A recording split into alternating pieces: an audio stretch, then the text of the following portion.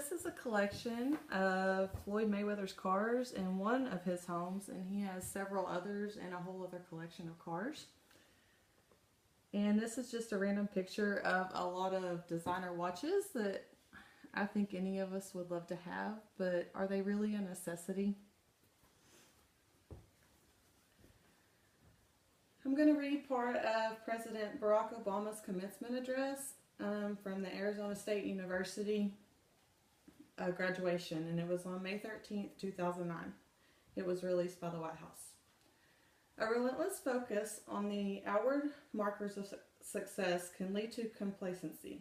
It can make you lazy. We too often let the external, the material things serve as indicators that we're doing well, even though something inside us tells us we're not doing our best. That we're avoiding that which is hard but also necessary. That we're shrinking from rather than rising to the challenges of the age. And the thing is, in this new hyper-competitive age, none of us can afford to be complacent.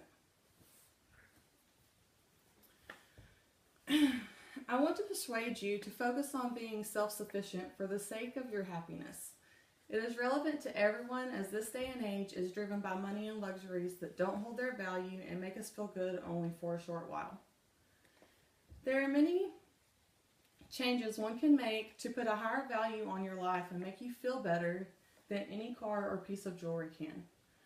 The first step towards self-sufficiency starts with the emotional aspect of your life.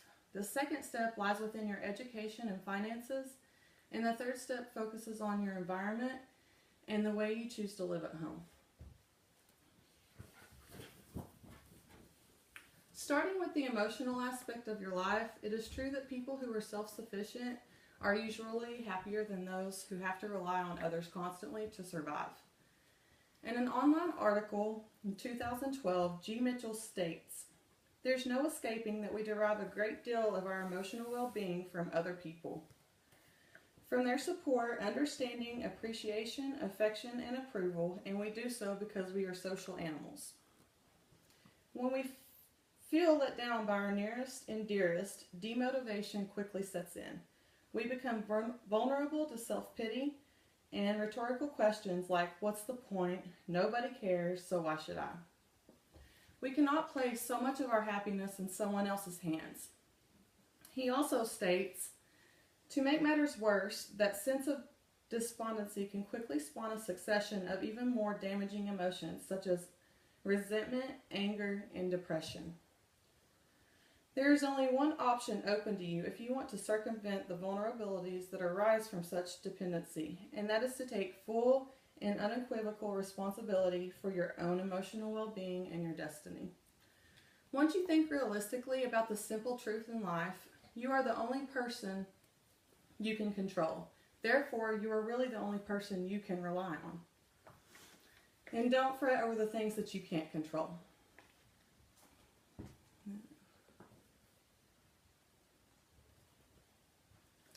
The second step towards self-sufficiency focuses on education and your financial independence. It's time to start getting this in order. The only constant thing in life is change, so we should never stop learning. It should be a continuous experience so we don't get left behind the new generations. My high school art teacher was full of insight and really tried to prepare his students with wisdom. Mr. Walsh told me and the rest of the class that we should stay in school as long as we possibly could. If we got our degree, just keep on learning, keep on going to school, and get more degrees. And I think that was good advice for the reason that I just discussed. Continuing your education is relevant to your career and your hobbies. Having to rely on other people to provide for you financially can make you feel small and unaccomplished. In another online article, 2014, Jay Roth explains, "Financial independence occurs when you've saved enough to support you for the rest of your life without needing to work for money. You might choose to work for other purposes, such as passion and purpose, but no longer need an income to meet your expenses. We need to spend less, and most of our expenses result from purchasing items and services from others because we don't do it ourselves.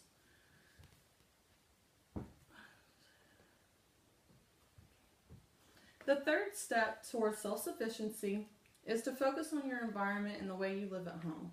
Consider planting a garden, having chickens for eggs, having livestock, baking your own bread, or even making your own soap or beauty products.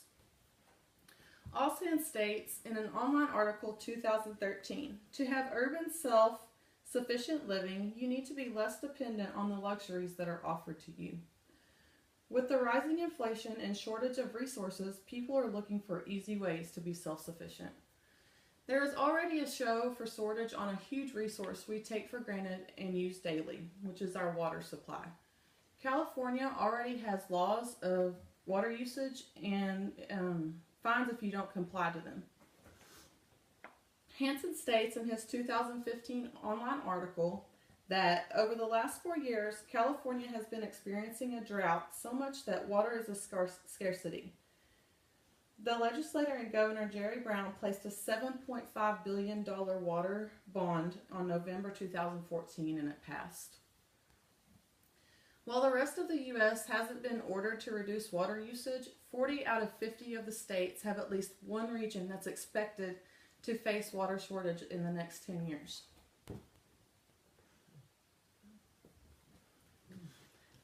Life is messy and our needs and wants are constantly changing. It's really time to start focusing on necessity rather than luxury. This is a reflection from the messages we receive through marketing and media to expect more, want more, need more money, possessions, status, and experiences in life, which we should really ignore. Self-sufficiency begins with your emotional self. It settles in your education and finances, and it plays out in your actions at home. We need to make some moves towards true happiness. Focus on the things that hold true value. Aristotle said, happiness belongs to the self-sufficient. Really think about that quote and don't conform to society and what it tells you happiness is. Keep your priorities in check and take action to reach the highest level of happiness and contentment by being self-sufficient.